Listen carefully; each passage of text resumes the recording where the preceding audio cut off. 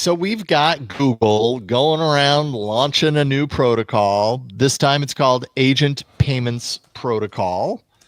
And this is, as the name suggests, it's about a couple of things, right? It's designed to secure AI agent directed transactions. So we've talked plenty of times about, in a world where we have AI agents doing our bidding for us, standing in the queue so we don't have to, pulling the trigger on that plane trip at the lowest possible cost when it happens to come across the agent's awareness, so that we don't have to be the ones clicking and all these things. Then we hope that in that world we can trust the agents to do that business accurately, correctly, not go rogue during the task and buy something that we didn't want to buy, or whatever the case may be. When we're talking about money, we want these systems to be accountable, both to consumers, also to businesses. And that's what Google believes it is created here, and has a lot of partners in the wing that also obviously believe that they have, because they are partners after all. We want to trust our agents if they're conducting these transactions for us. And so that's what Agent Payments Protocol, also known as AP2, is designed to do. And it's related to payments, it's related to credit card transactions and interactions, stable coins, direct bank transfers, all inside of this universal standard protocol.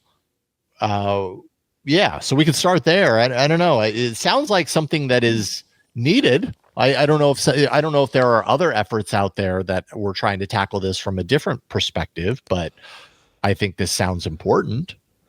I'm old enough to remember when people said, "Oh, nobody's ever going to give their credit cards to the internet." Yeah, right. Yeah. It's so unlikely.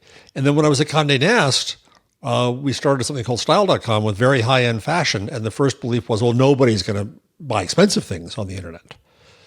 And Amazon changed that, returns changed that, all kinds of things changed, and just good process changed that, so that we all have our credit cards out there and we're all buying stuff.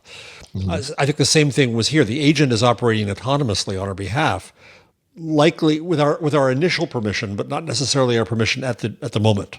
And so we're going to need sets of rules and what to do. And what if the agent does something stupid? What if it buys, antlers with flowers on them, when what we wanted was a hat? Oops. Oh, silly agent. Does the antler maker get the money? Can we return it? What if it didn't follow the instructions? There's all kinds of stuff that's going to come up.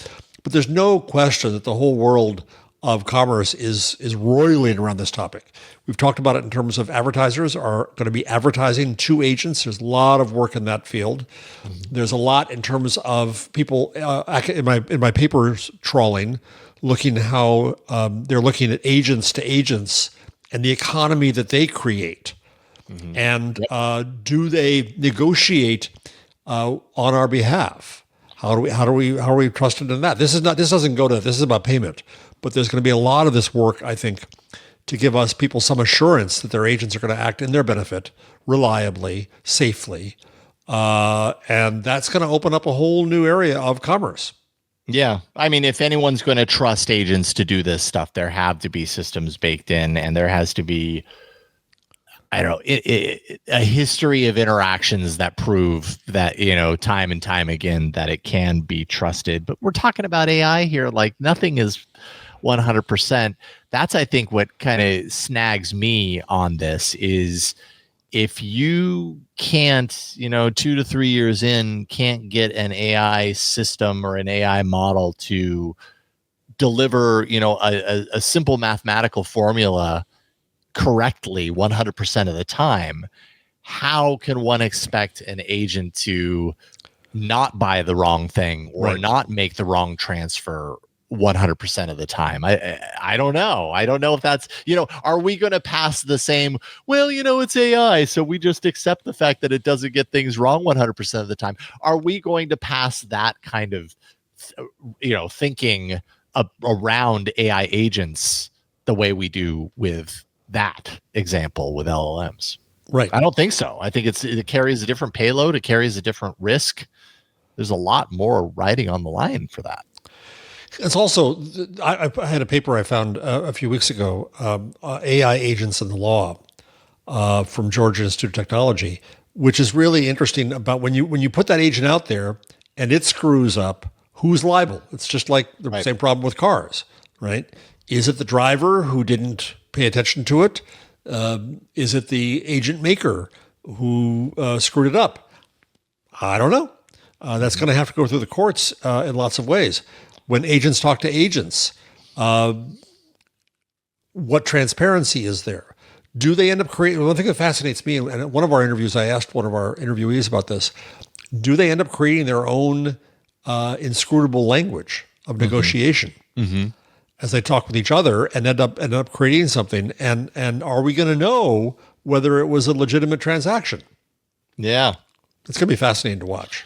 It will be fascinating to watch. I'm super curious, and I put a little bit of faith in Google to do this from a perspective that checks the necessary boxes. We're talking a lot about agents and how they act on our behalf, but there's also kind of like the security and fraud risks tied with this as well. The protocol does hinge on cryptographically signed digital contracts. Those are designed for authorized purchases, authorized actions. A lot of organizations are in from the onset, including MasterCard, Coinbase, PayPal, Salesforce. There's more than 60 organizations backing this at launch. So there's a lot of companies and organizations who believe in this, but there's also a lot of, going to be a lot of scrutiny around the agent's access to sensitive payment and transaction data.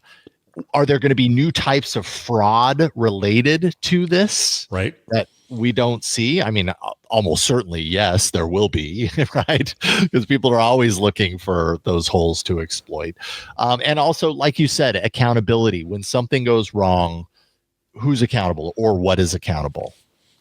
Yeah, those are big questions. And the Ozone Nightmare, thank you for the super thanks in the live stream.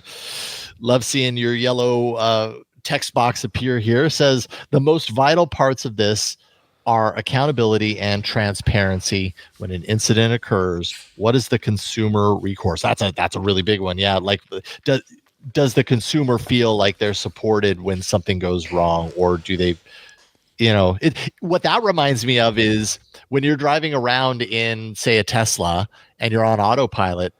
Whose responsibility is it if you're on autopilot and the car does something wrong? Exactly. Do we have a court determination on that yet? We have one case recently where and it was controversial also because Tesla withheld documents in the case, but Tesla was found partially responsible and the driver was found partially responsible.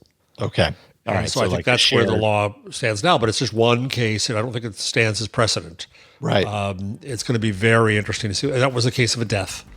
And in that case, it wasn't the Tesla owner who sued.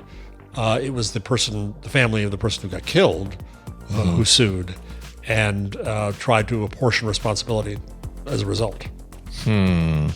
Okay. So how will that inform this, or kind of... Is that any sort of hint as far as where this might go? That remains to be seen. Yep.